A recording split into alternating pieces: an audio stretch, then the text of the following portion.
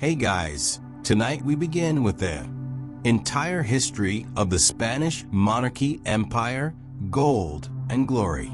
Probably don't think about nearly. You begin not with a bang, but with the soft rattle of mule hooves on cobblestones. It's still dark, early enough that the stars above Castile haven't yet lost their nerve. The air smells of clay and chimney soot. A cockerel somewhere is thinking about it. The year is 1469. You sit beside a modest well in a dusty village courtyard, bundled in a woolen shawl that scratches like ambition. This is the Spain you don't see on postcards, at least not the glossy ones. Kingdoms splintered like broken crockery, ruled by nobles, with more cousins than coin. There is no united Spain yet. Just a quilt of territories: Aragon, Castile, Leon, Granada, Navarre.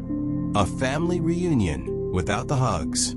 The stars blink gently overhead as if trying to remember where they left the moon. Someone nearby is grinding grain rhythmically, like the ticking of time. The stillness feels important, as though history is holding its breath.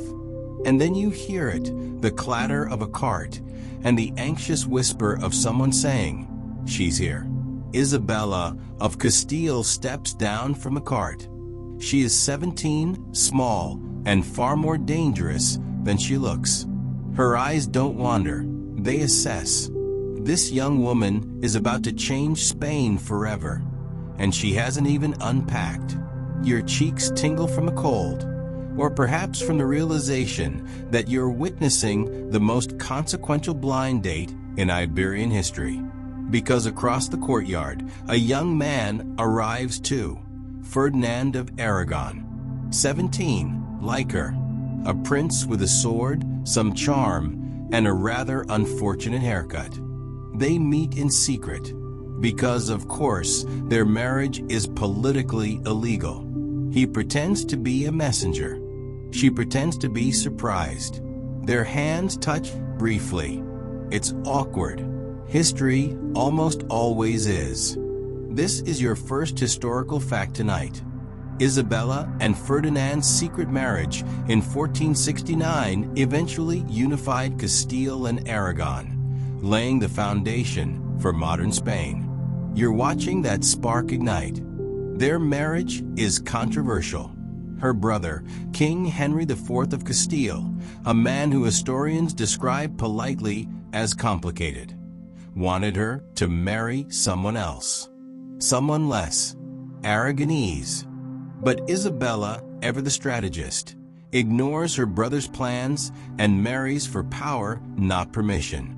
You follow them through stone halls where torches flicker, past the stares of servants and suspicion-soaked whispers.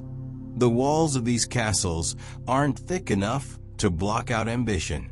The young couple isn't just merging crowns, they're fusing the future. Outside, peasants gossip in low voices. A farmer tells his wife, "I give it a year." She replies, "I give it a war." Neither is wrong.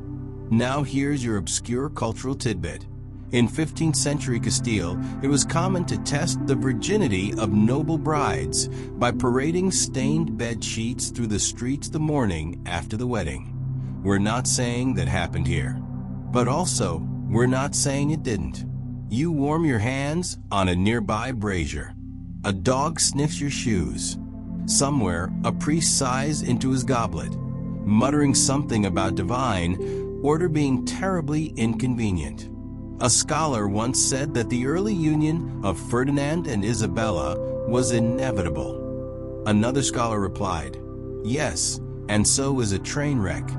So, a cheeky warning, you probably won't make it through this day. And not because anything violent will happen yet, but because time moves differently in these cobbled alleys of history. Slowly, like syrup or royal bureaucracy. Before we drift fully into this tangled timeline of empire, exile, and gold. If your eyes are still open, maybe nudge that little subscribe button like it's a curious cat. It helps. comment your local time, and tell us where you're listening from. I'm genuinely curious if you're watching from Madrid or Milwaukee. Now let's ease into tonight's journey. Because the marriage may be secret, but the consequences? Oh, they're about to be loud that you're now in Valladolid. It's cold, damp, and filled with nobles pretending to enjoy boiled meat. The year is 1474. Henry IV of Castile has died, quietly, inconveniently, and with enough chaos to start a festival of civil wars. Isabella, still barely 30, declares herself Queen of Castile, not Queen Consort. She makes that clear with the kind of voice that doesn't tolerate debate. Ferdinand stands beside her, not in front, never in front. You feel the tension in the square like the static before a lightning strike. Some of the crowd cheer. Some of them pretend. One man spits and mutters La Beltranilla. You ask someone what that means. They explain, poorly, and with more hand gestures and facts. Here's the scholarly uncertainty for the evening. Historians still debate whether Joanna La Beltranilla, the rival claimant to the throne, was the real daughter of King Henry IV or the product of an affair between the Queen and a courtier named Beltran de la Cueva. Either way, the nickname stuck. Because politics loves a scandal, and 15th century gossip is undefeated. A war breaks out over the claim. Of course it does. They call it the War of the Castilian Succession, but it's really just a high-stakes family brawl with swords and banners. You walk past a tavern where locals are placing bets, not on who will win the war, but how long it will take for Portugal to get involved. While Ferdinand rides to rally troops, Isabella takes a more novel route. She starts centralizing power. Royal Council reforms, tax systems, the sneaky paperwork of empire. If Ferdinand is the sword, Isabella is the ledger. Together, they make something dangerously efficient. Your feet carry you to a royal court session. Because yes, they had those. Picture a courtroom where judges wear hats larger than their heads, and everyone smells faintly of goat. This is where Isabella begins enforcing laws without waiting for noble approval. Unheard of, really. She even creates a royal police force called the Santa Hermandad, basically a medieval SWAT team with horses. And here's tonight's major historical fact. Isabella's reign marks the true beginning of centralized Spanish royal authority, where monarchy begins to supersede local feudal power. Spain starts becoming less like a scattered medieval puzzle and more like a nation, slowly, grudgingly, with many interruptions. Now your obscure cultural tidbit. Royal messengers in 15th century, Castile had to carry hollow canes containing secret letters, because spies were everywhere and scrolls were too obvious. Basically, diplomatic intrigue meets artisanal walking sticks. As the war rages on, you find yourself in a crowded chapel. The candles smell like beeswax and dust. A priest drones through Latin while Isabella kneels, eyes steady, spine unbending. You think she might pray for victory. You also think she might be planning her next law code in her head. Around her, advisors murmur, nobles posture, soldiers fidget. One poor scribe is writing so fast you're sure his wrist will fall off. By 1479, the war ends. Isabella wins. Joanna retires. Well, technically she retreats into a Portuguese convent, which is basically the 15th century version of being muted in a group chat. Permanently. Spain is not fully united yet, but Castile and Aragon are holding hands under the table.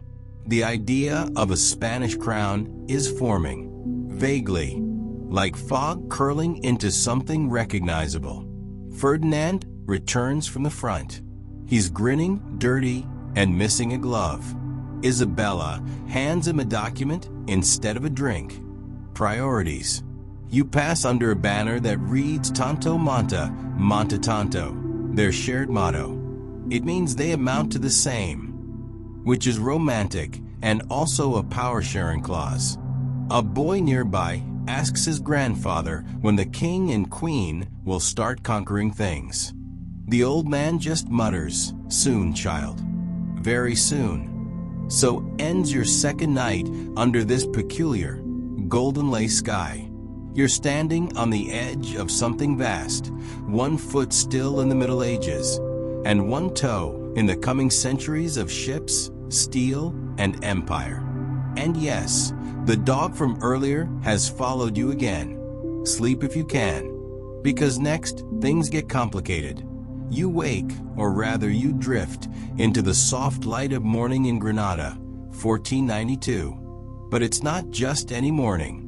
No, this one carries the weight of centuries, the final breath of Al-Andalus, and the awkward silence before someone says, "So now what?" Smoke curls from chimneys shaped like upside-down baskets. You walk along narrow streets paved in smooth stones, each one polished by the soles of countless lives. The scent of orange blossoms mixes with something sharper, anxiety. You hear a drumbeat, slow, deliberate, a line of soldiers in armor, clanking like kitchen cabinets, marches past, their faces grim with the weight of symbolism. Because today, the last Muslim kingdom in Spain, the Emirate of Granada, is surrendering.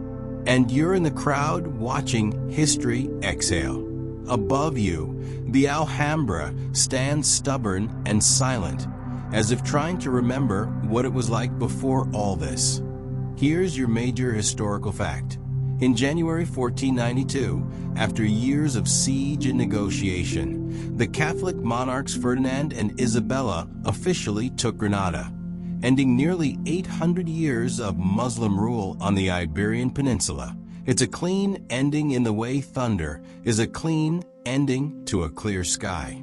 You watch Boabdil, the last Nasrid ruler, ride out and hand over the keys. Literally, he gives up the keys to the city. His mother reportedly tells him, "Do not weep like a woman for what you could not defend like a man."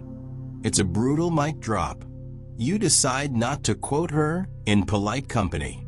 Behind you, a little boy asks his father what will happen to the beautiful mosques. The father does not answer. He just looks away. You wander into a courtyard where the fountains still trickle, ignoring politics entirely. An old man feeds doves. A child traces tile patterns with their fingers. Life, as it tends to do, pretends nothing has changed, at least for today. Here's your obscure cultural tidbit. Some Granadan poets secretly buried verses in their gardens during the siege, believing the soil would remember them if they died. You imagine little verses growing into flowering regret. Later that afternoon, Ferdinand and Isabella parade into the city in full regalia. Gold, velvet, trumpets, and just enough piety to justify the expense. You note that Isabella still wears black. She always wears black. It suits her brand. And here's your scholarly uncertainty. Historians still debate how genuine the terms of surrender were, especially promises of religious tolerance. Some say they meant it briefly. Others say the ink wasn't dry before the Inquisition warmed up its gears. Ah yes, the Inquisition. You turn a corner and nearly walk into a friar posting new notices, lists, names, warnings. Because now it's not just about territory, it's about purity. Not the kind involving soap and singing birds. The ideological kind. The dangerous kind. Isabella believes Spain must be spiritually unified. That means no open Islam, and no open Judaism either. You hear murmurs of expulsion orders, of families scrambling, of gold exchanged for promises that evaporate in daylight. But let's not get ahead of ourselves. There's another plot twist floating in the harbor. You stroll past the docks. A strange man in a strange hat argues with a clerk over ships. His name? Cristobal Colon. But you might know him by another, Christopher Columbus. He has a ridiculous plan involving westward sailing and reaching Asia without falling off the earth. Most people think he's either wrong or insane, or both. And yet, Isabella says yes. Reluctantly, cautiously, but yes. Here's your next major historical fact. In 1492, the same year they took Granada, Ferdinand and Isabella funded Columbus's voyage west across the Atlantic, launching Spain into the age of global empire. You squint at the sea. The ships look small. The ocean looks big. Someone nearby laughs and says he'll be back by Christmas. You smile. Oh, sweet summer child. At night, back near the Alhambra, a group of expelled Muslims chant softly, voices woven with grief. A little girl sings to a doll. A soldier lights a torch. The stars overhead blink like they're reconsidering everything. You think of the poets and their buried verses, of the ships waiting to change the world, of a queen in black robes balancing faith, fire, and financing. And you realize, today was not just a turning point. It was several. Sleep gently now, under this new Spanish sky. The empire is stirring, and it hasn't even had breakfast yet. You open your eyes to the sound of hammers. Not violent ones, just the everyday clunk of carpenters and stoneworkers slowly inventing the 1500s. It's Seville now, and the year is somewhere between 1500 and 1516. Time is fuzzy here, mostly because so much is happening that no one bothers to label it properly. You stroll through muddy streets where pigs outnumber priests, and everyone smells like olive oil and ambition. Ships leave the port almost daily now, and they return heavy with, well, things. Gold, slaves, sugar, parrots, tomatoes, things Spain didn't have yesterday and now suddenly can't live without. Columbus, meanwhile, has returned, and left, and returned again, and now he's dead. It didn't go quite as planned. Here's your historical fact for this chapter. Though Columbus's 1492 voyage opened the door, it was Spain's ongoing expeditions, funded and sanctioned by the Crown, that launched the largest colonial empire in early modern Europe. Think of it as a corporate merger between curiosity and conquest. But let's talk about the monarchy, because Ferdinand and Isabella are getting older. Their bones ache. Their letters get shorter. Their advisors get bolder.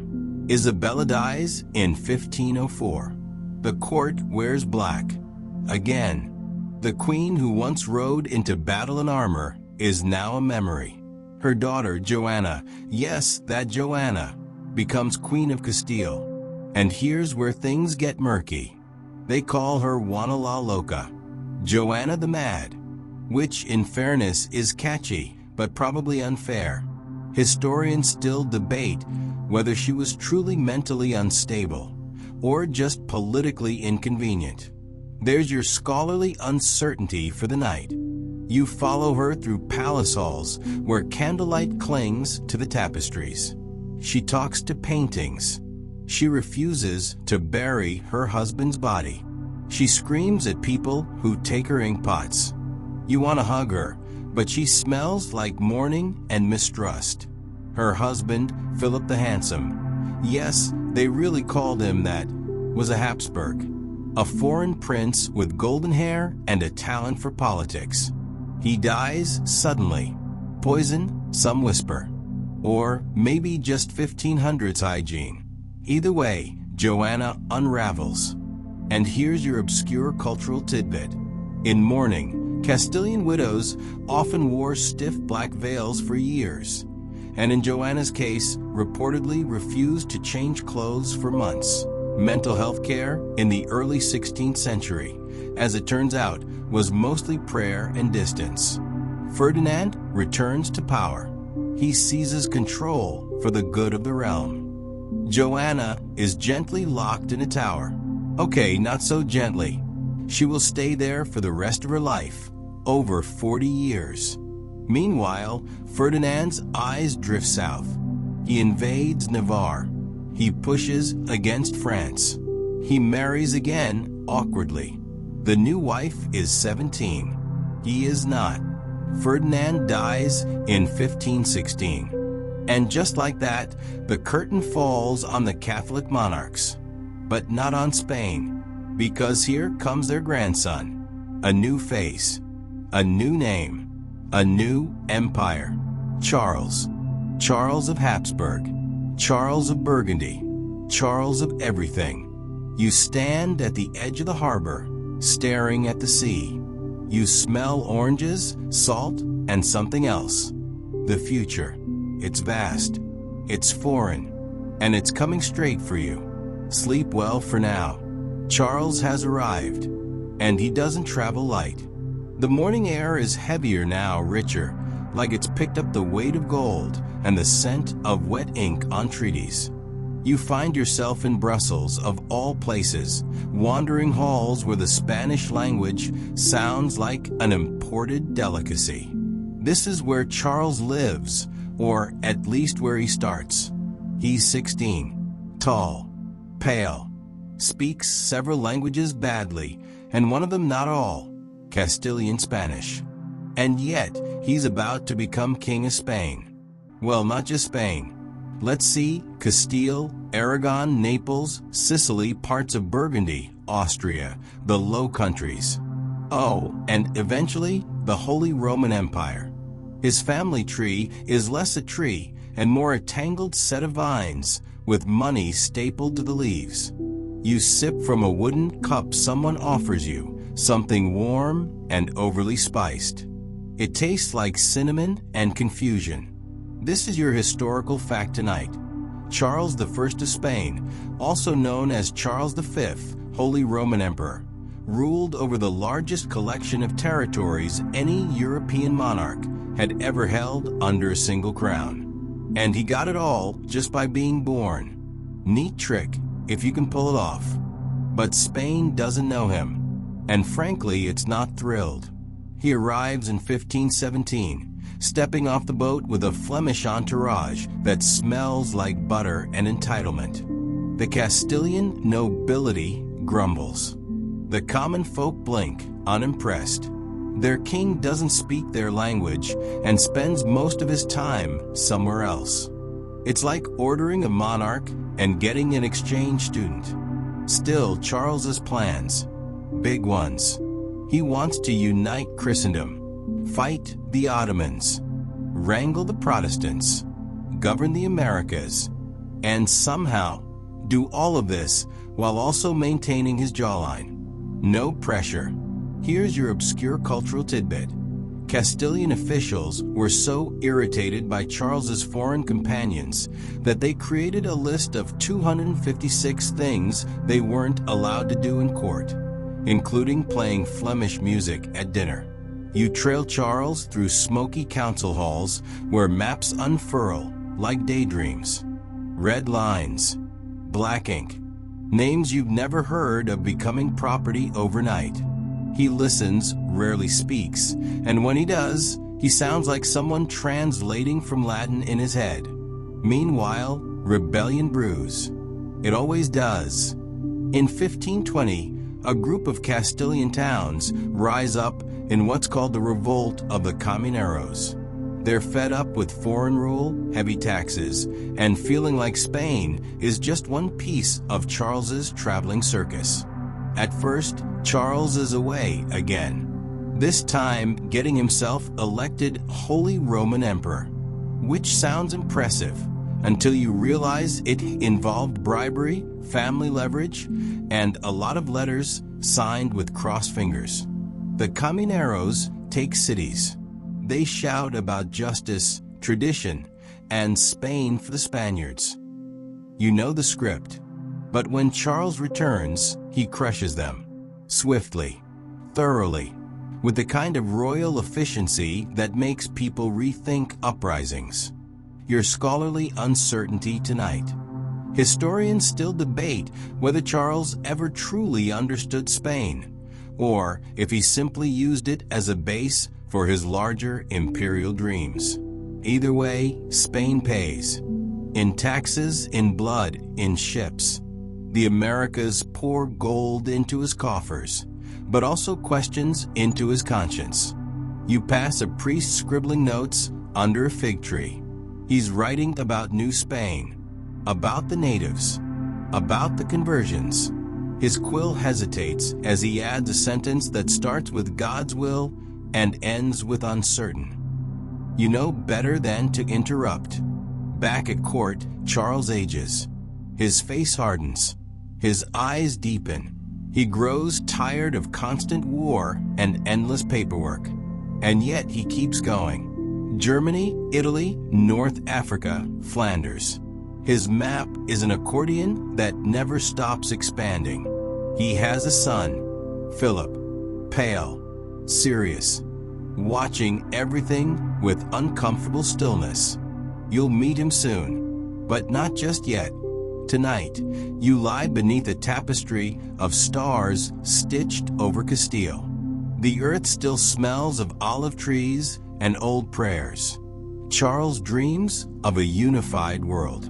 But empires, like men, are easier to imagine than manage. Rest now. There's a storm coming, and his name is Luther. Rain on stone is a sound you never forget, especially here in Wittenberg, where the drops strike like punctuation on a monk's manifesto. It's 1517 again, yes, a bit of a rewind, and you're standing near the door of a church where Martin Luther has just nailed something that's going to make Charles's job much, much harder. 95 theses, arguments, complaints, a polite yet firm, "Dear Church, we need to talk." You smell parchment and firewood, the scent of revolution, lightly toasted. By the time Charles becomes emperor, the Protestant Reformation is already in motion. And it doesn't stop for borders. Charles wants unity. Luther wants reform. Europe chooses chaos. You follow Charles now into diets. No, not the lettuce kind, the imperial kind. Meetings of princes and prelates where everyone smiles and no one agrees. At the Diet of Worms in 1521, Charles invites Luther to recant. Luther doesn't. He stands famously and says something along the lines of, "Here I stand, I can do no other." Charles frowns. He's not used to people saying no. Here's your historical fact. Despite declaring Luther an outlaw, Charles fails to stop the spread of Protestantism across Germany and Northern Europe. Religious division becomes permanent and bloody. Now for your obscure cultural tidbit. During these religious conferences, attendees often debated theology by day and drank heavily by night. One bishop reportedly argued for transubstantiation in the morning and for beer purity laws in the evening. Priorities. Charles is frustrated. He wants peace. But every time he patches one region, another tears open. France snipes from the west. The Ottomans loom from the east. The German princes stop returning his letters. Even worse, some of them start interpreting the Bible without asking him first. Your scholarly uncertainty.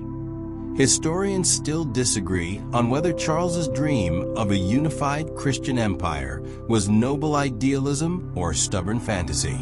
Perhaps both.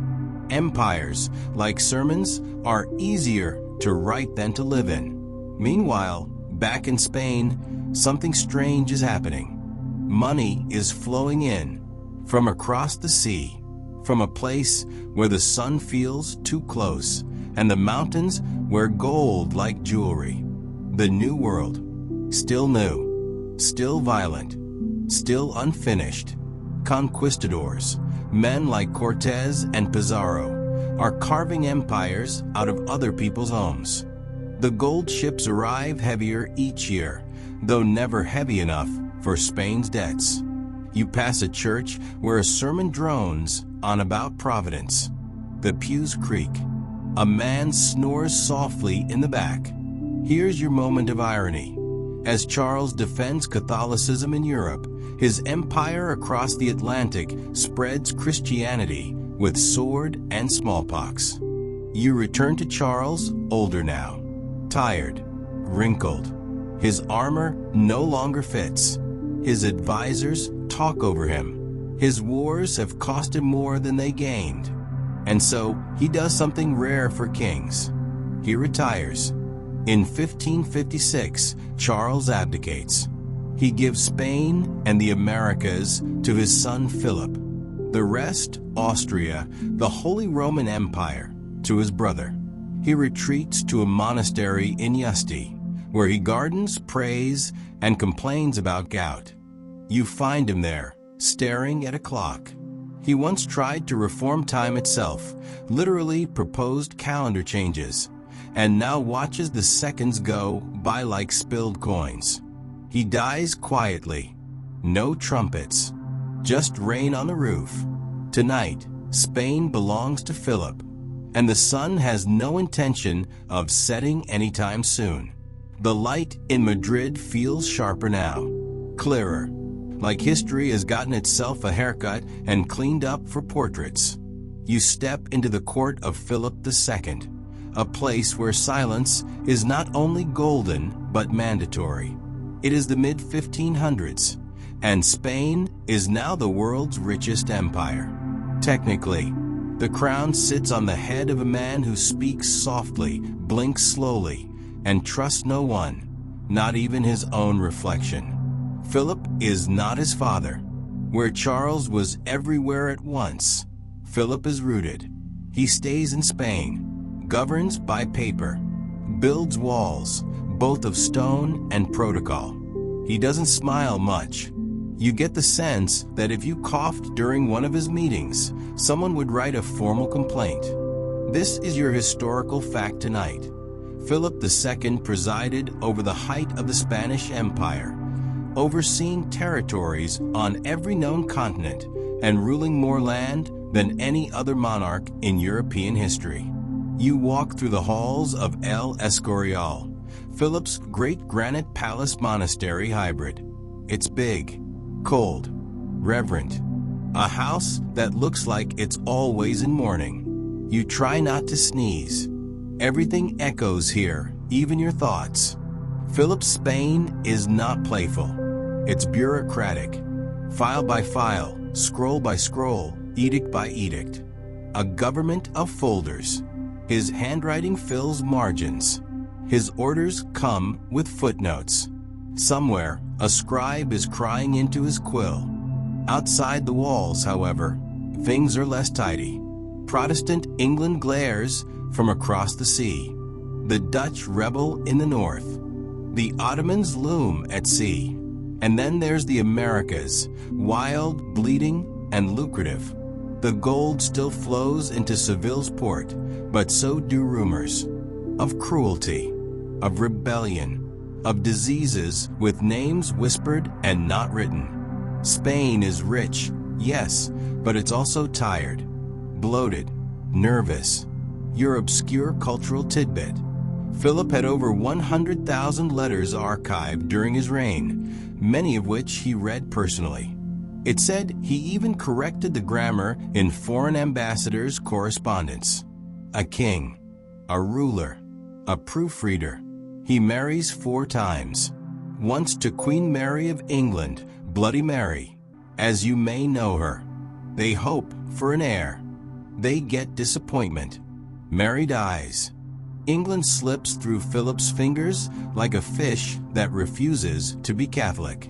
Years later, Elizabeth I becomes queen. and Philip becomes obsessed.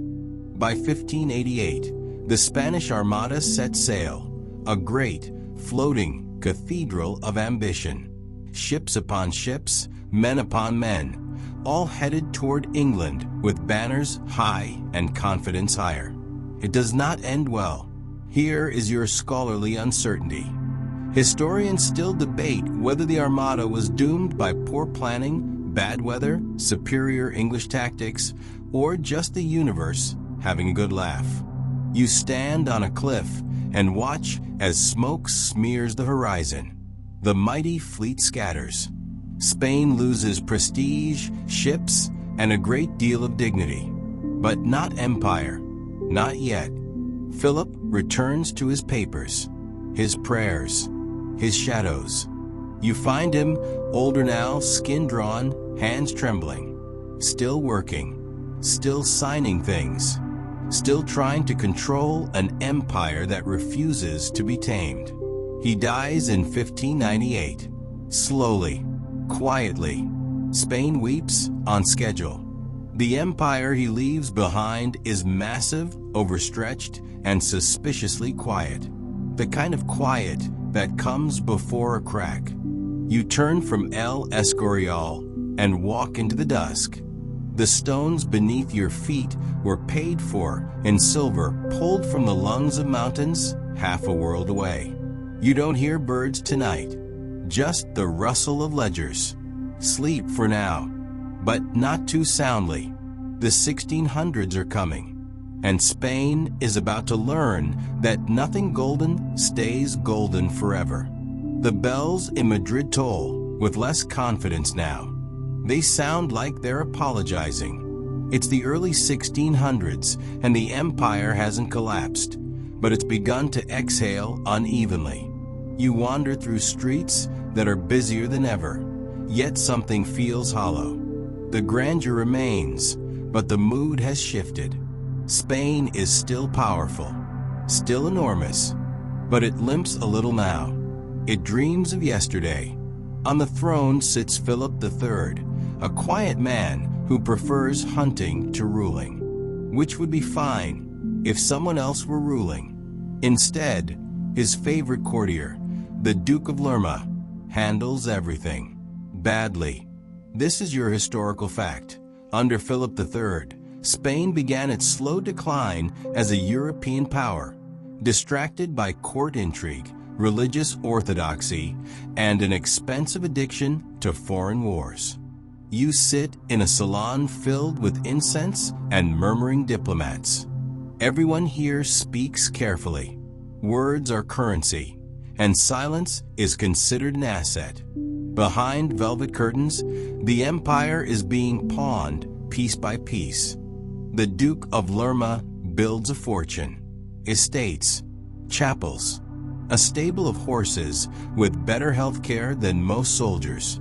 People joke that he governs with prayer and bribes, usually in that order. Meanwhile, the economy sputters.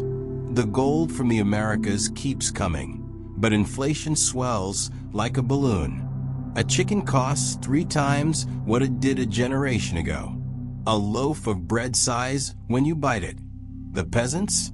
They just keep walking. And here's your obscure cultural tidbit.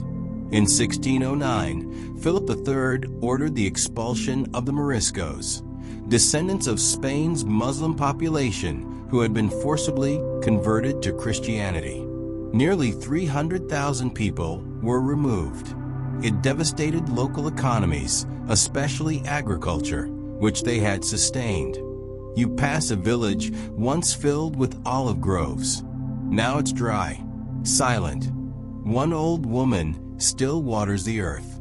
Out of memory, not hope. At court, a play is being performed.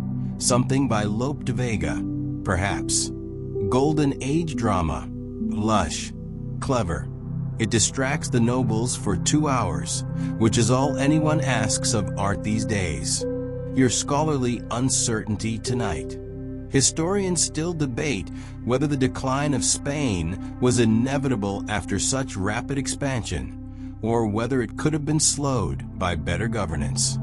The question lingers like the smell of burnt incense. Philip III dies in 1621, without scandal, without triumph, and arguably without much of a reign. He hands the crown to his son, Philip IV, a man younger, more energetic, and only slightly more interested in responsibility. You follow him through galleries of art. He adores painting, especially Velázquez. You catch glimpses of masterpieces still drying on easels. The court becomes a theater again. Beauty distracts. That's the plan. But outside the palace walls, things unravel. The 30 Years' War drags Spain into another exhausting, expensive conflict. Protestants, Catholics, alliances that change mid-sentence. It becomes less about faith and more about exhaustion. And while Spain fights in Germany, it bleeds in the Netherlands, in Italy, on ships, on ledgers. The streets of Madrid fill with soldiers who never quite get paid.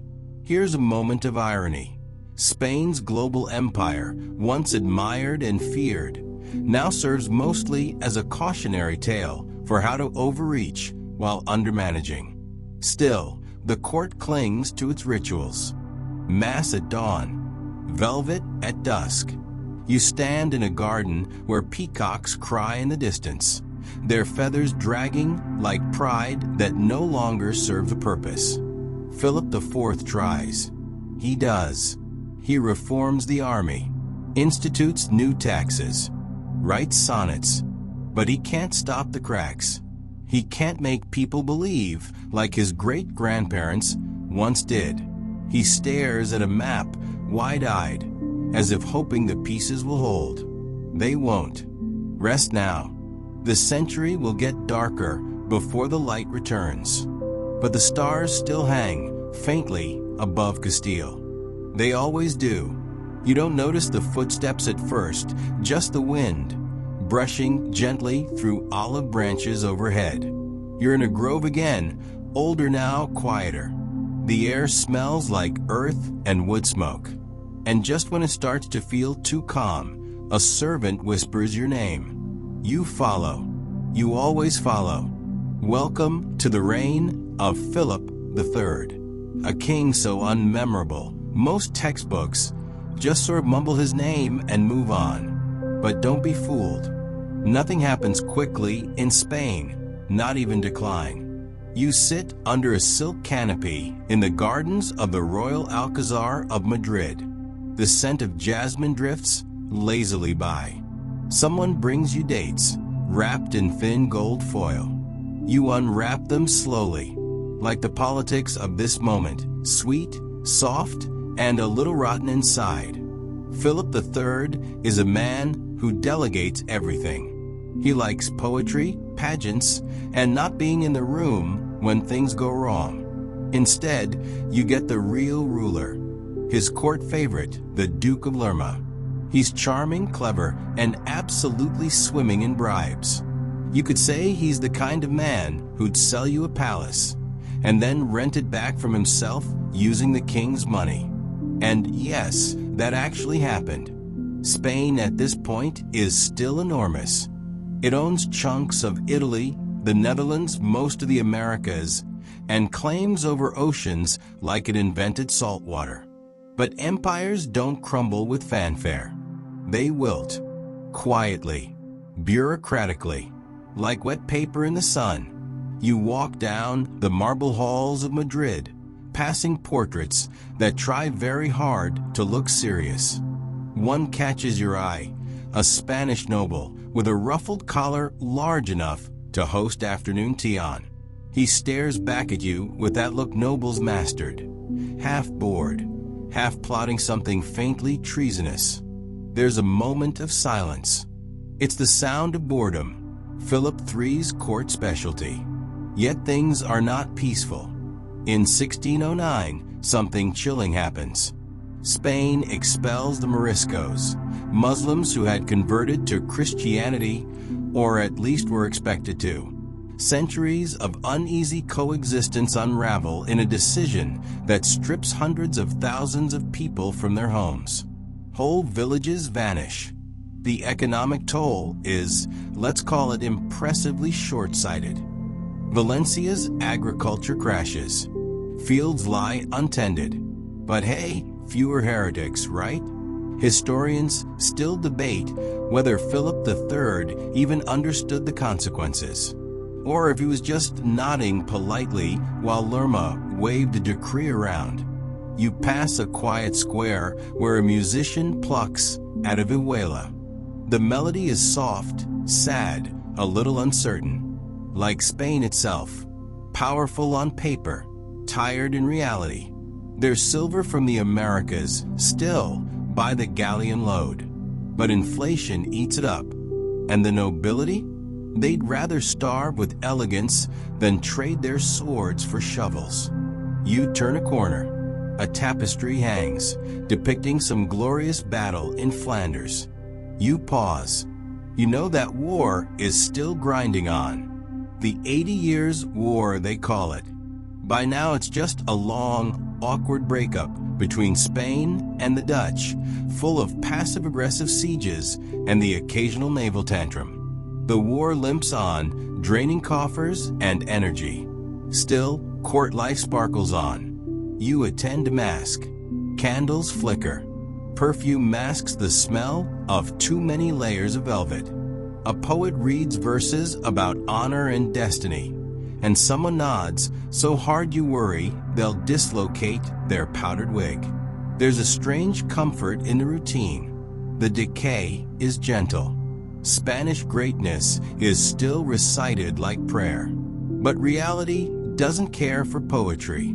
And then, quite suddenly, Philip III dies in 1621. The court holds its breath.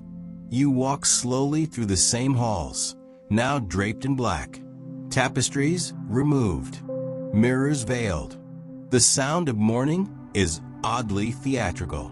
Enter Philip IV, a young king, handsome, eager, and, let's be honest, completely unprepared. At first, it seems promising. You watch the early court buzz with possibility. The new king appoints a new favorite, the Count Duke of Olivares, a man with ambition the size of Castile and a mustache to match. He talks of reform, of energy, of war, of unity. You sit in council chambers lit by candlelight as voices rise. Maps are unrolled. Fingers point at territories. Spain will be great again, they say. You sip wine and try not to spill it on the royal decree. But reforming Spain is like repainting a ship that's already sinking. The nobles hate taxes. The provinces loathe central control. The colonies want gold, not governance. Still, Olivares tries. Hard. He centralizes power, pushes for a union of arms, an attempt to make all Spanish territories share military burdens. Andalusia grumbles. Aragon threatens. Catalonia outright rebels. You stand in the smoke of a burning village. Catalan peasants shout, priests flee, and royal soldiers look more confused than combative. This is the Reaper's War, a peasant uprising that becomes a full-blown revolt. Spain, at this moment, is fighting France, the Dutch, the Portuguese, and now itself. That's one way to stay busy. The war with France drags on. The 30 Years' War devours Northern Europe like a slow-moving storm. Spain loses ground, loses men, loses money. You pass a treasury chamber that echoes, because it's mostly filled with IOUs that a curious little cultural tidbit emerges here. During these bleak decades, Spain produces some of its greatest art. You attend a Velázquez unveiling, Lost Menenius. You look at the canvas. A little girl stares out. Courtiers bustle behind. A painter paints. You see yourself in the mirror at the back, maybe. Or maybe that's just clever lighting. Either way, you blink. This era, often called Spain's Golden Age, is lit with strange brilliance. Don Quixote rides through the pages of Cervantes. Lope de Vega fills theaters. You listen to plays that laugh at honor and question kings. And still, the empire wobbles. By 1640, Portugal slips from Spain's grasp like a bar of soap in a cold bath. After 60 years of dual monarchy, they declare independence and never look back. Spain barely notices, too busy holding its other limbs together. Eventually, Olivares is dismissed, blamed for everything. Naturally, Philip IV grows tired. He loves theater, romance, and occasionally paperwork. His court becomes a hall of masks. You walk among them, tired of pretending. The decay is faster now, more visible, but it's not all despair. Spain still commands awe, still owns half the map. The myths last longer than the muscles. You sit on a terrace overlooking the Tagus River. Below, a soldier writes home. He's seen war and famine and theaters. He asks for oranges, just oranges. You wonder if he'll get them. The king, meanwhile, broods. His eldest son dies young. His second son, Charles, is frail, very frail. You see him once, in the gardens, struggling to walk. The future doesn't look so much golden as slightly beige. Spain lurches forward anyway, always forward, even as the ground beneath shifts like sand. And so you walk into the dusk of an empire still too proud to admit it's limping. The bells ring out, not in celebration, not quite in mourning, just ringing, a sound that doesn't end. You awaken early, though not by choice. A rooster's call pierces through the walls of your modest home in Toledo. The bird has no concept of personal boundaries. You roll over, pulling a scratchy woolen blanket tighter, but it's no use. The day insists on beginning. The 13th century sun filters through a slit in the wooden shutter, casting narrow golden lines across your stone floor. You rise slowly, stretching limbs stiff from the cold and the straw-stuffed mattress. Outside, a gentle mist clings to the uneven cobblestone paths, swirling lazily like it, too, wishes it could go back to sleep. You put on your tunic, brown, itchy, slightly too short, and step outside where the world smells of baking bread, donkey manure, and the metallic hint of rain. You live during a strange lull in the endless tug-of-war for Spain. The Reconquista is far from over, but the tide is shifting. Alfonso X sits on the throne now, and while most kings fancy themselves chosen by God, Alfonso is quite certain he was chosen by math. They call him El Sabio, Alfonso the Wise. He doesn't conquer quite as many cities as his predecessors, but he does commission a frankly absurd number of books. Astronomical charts, law codes, translated texts from Greek, Arabic, and Hebrew. You hear some whisper that he should have been a librarian, not a king. But you, a potter's apprentice with perpetually clay-stained hands, wouldn't dare say so out loud. Walking to the market square, you pass a wall fresco newly painted with Christian saints, each one looking faintly exhausted, like they, too, are tired of switching religions every few generations. Your feet know this road. It leads past the bathhouse the Moors left behind, still operational despite the church's best attempts at calling it indecent. You pass by a group of scholars arguing about whether the earth is a sphere or a disk or perhaps something in between, a conversation somehow both passionate and circular. One man claims he has seen a map from India. Another insists he has it on good authority from a camel merchant. Historians today still debate whether these debates ever influenced policy or just filled the air with hot breath and crushed dreams. At the edge of the plaza, a small boy plays a lute poorly, but with heart. A few coins glint in his overturned cap. You drop a fig into it. That's all you can afford. He grins, missing 2 front teeth, and breaks into a tune that sounds vaguely like a hymn and vaguely like something the Moors used to play before they were told not to. Alfonso's court is the talk of the town. Some say he dreams of becoming Holy Roman Emperor, a title that, at this point, seems less like a job and more like an elaborate game of pretend. Still, Alfonso writes letters, sends emissaries, and waits for papal approval that never quite arrives. He wants Spain to be more than a battlefield. He wants it to be a beacon of knowledge. A strange idea for the time, and one unlikely to pay off anytime soon. Your master sends you to fetch more clay from the riverside. As you walk past the synagogue, yes, there's still one here, for now, you hear an old rabbi teaching a group of children. His voice weaves Hebrew and Castilian like threads in a tapestry. You don't understand most of it, but the cadence is calming, like someone rocking the air to sleep. The river is swollen from last night's rain. You squat beside it, hands sinking into the cool earth, lifting mounds of soft clay. You pack it carefully into your sack. This will become bowls, jars, maybe a pitcher if you don't mess it up. You wonder, as you always do, how something so muddy can be turned into something beautiful. Maybe Alfonso thinks that's true of kingdoms too. Back at the workshop, your master shows you a broken amphora from Cordoba, fired centuries ago, when that city still pulsed with poetry and silk. He wants you to repair it. You nod solemnly. You'll try. The cracks are wide and jagged, like the ones between the people in this kingdom.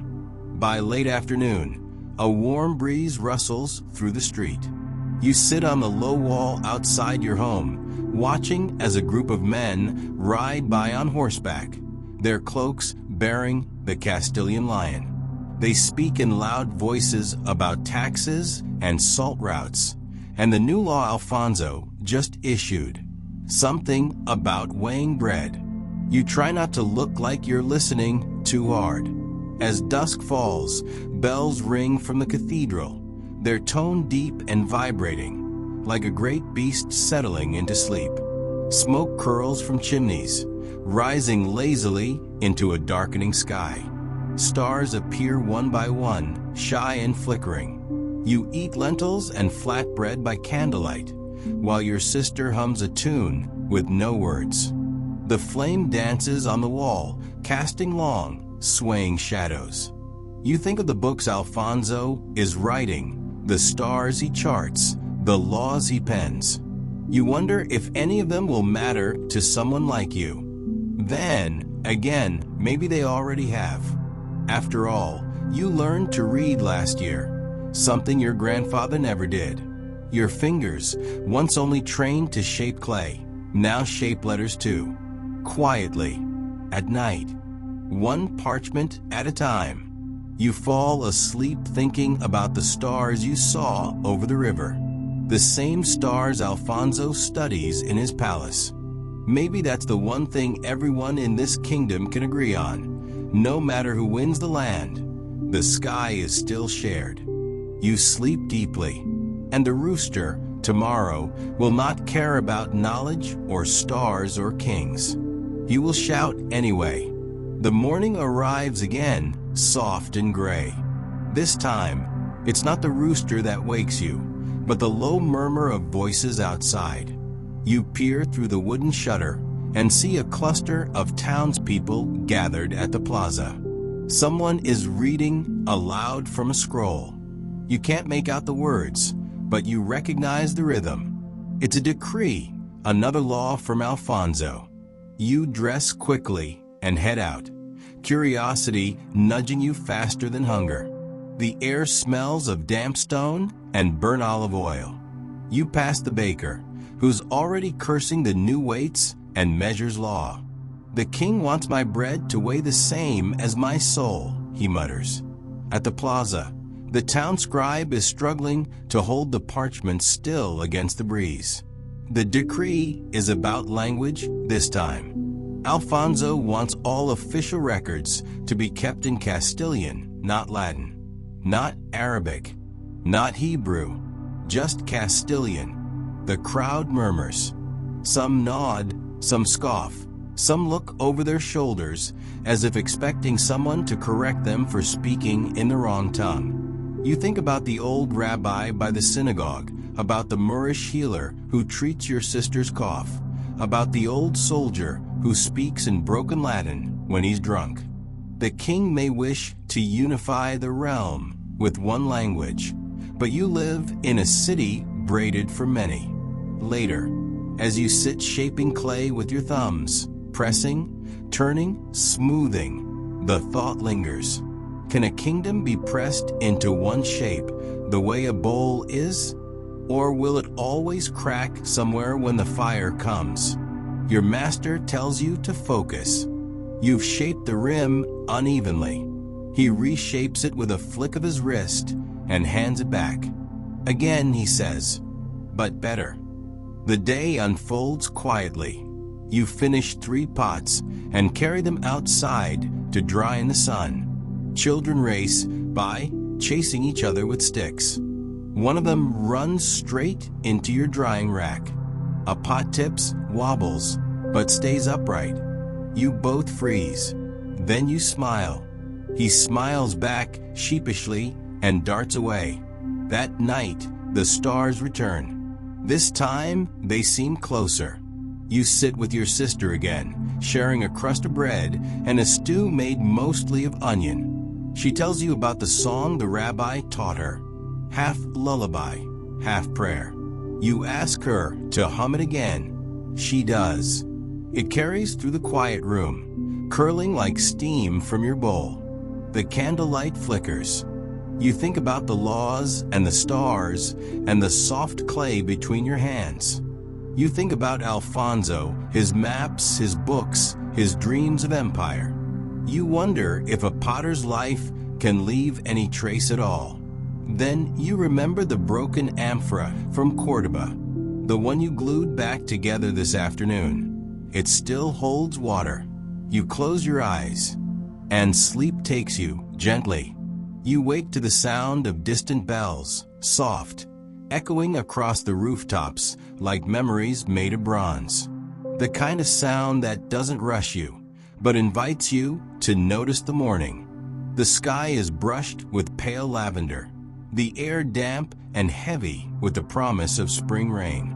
Your fingers are sore, not painfully so, just enough to remind you of yesterday's work. The grooves left in the clay still linger on your skin like faint signatures of time passing.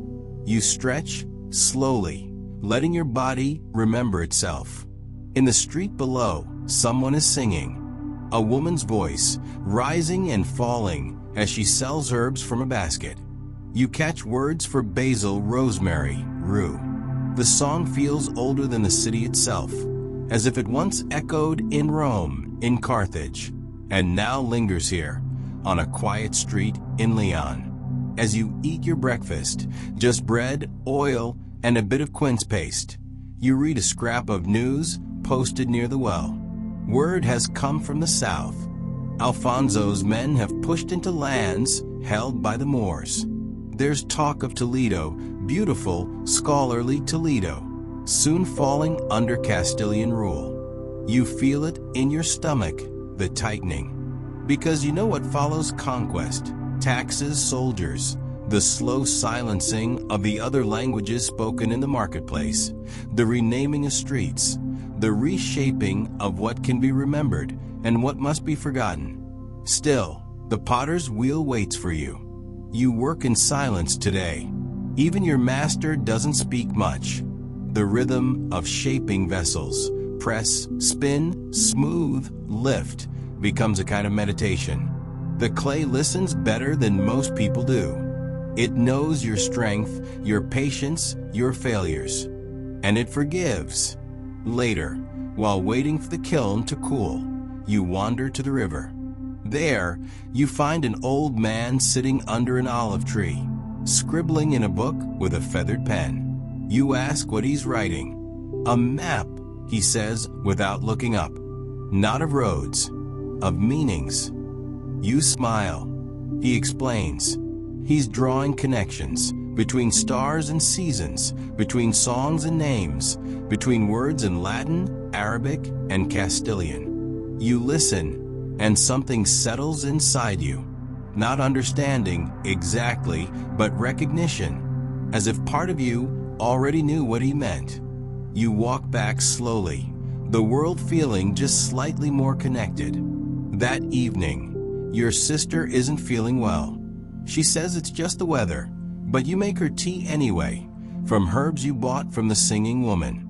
You light a small lamp and sit beside her as she sleeps, the flame throwing dancing shadows against the wall. Outside, the rain begins. You think about Alfonso's dream of unity. One tongue, one law, one king. But inside this little room, in the quiet warmth of your sister's breathing, in the slow drip of rain against the windowsill, you realize the world isn't meant to be one thing. It's meant to hold many shapes, like the pots you make. Similar, yes, but each slightly different. Each with its own small purpose. Each fragile, each necessary. You stay there long after the flame goes out, listening. Not to anything in particular, just listening. And slowly, again you drift to sleep. The rain continues through the night, a steady rhythm against the rooftops, like a lullaby for the stones themselves. You stir only once, when a gust of wind pushes the shutters open with a hollow creak. But you don't get up. You just listen. The wind smells of wet earth, pine resin, and something else, something older, like smoke long vanished. When morning comes, the city glistens as if freshly painted. Puddles mirror fragments of the sky. Your feet slip a little on the cobbles, but you know where to step, where the grooves in the stone run deeper, where hundreds of souls have passed before you. Today, the market is quieter. Fewer voices, fewer carts. A noblewoman's carriage passes with a crack of the whip, spraying muddy water onto a boy selling figs. He curses under his breath, but keeps selling. Life continues. You find the scholar again by the river. He's soaked, but still writing.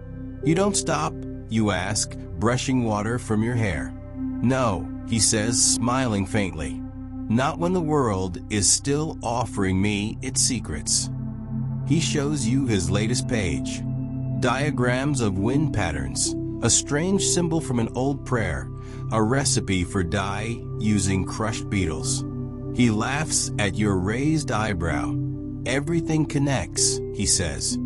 Back at the workshop, your master is arguing with a tax collector. The man's cloak is fine, but his eyes are cold. He demands a greater tithe, says the king's needs grow as his territory grows. You say nothing. You are not the master here. But later, while shaping a shallow bowl, you whisper a small wish into the spinning clay, that the king may remember his people are not stones, but earth. Moldable, yes, but also breakable. At sunset, you walk to the chapel, not because you're devout, but because you like the quiet there. A monk hums softly as he sweeps. The candles flicker like the last thoughts of a dying day. On the wall is a painting, faded now, but still beautiful. Mary, cloaked in blue, cradling a broken sword instead of a child. You don't know why it's there or who painted it that way, but it makes you feel something, like the world is more complicated than anyone dares admit. When you return home, your sister is sitting up, knitting by the fire. I dreamed of a lion, she says, wearing a crown of wheat. You nod. I believe it. She laughs, and it's the best sound you've heard all day. The fire burns low, and the rain begins again. You wrap yourself in a blanket, close your eyes, and picture the map the old man is making. A map not of places, but of meanings. And somehow, it leads you back to sleep,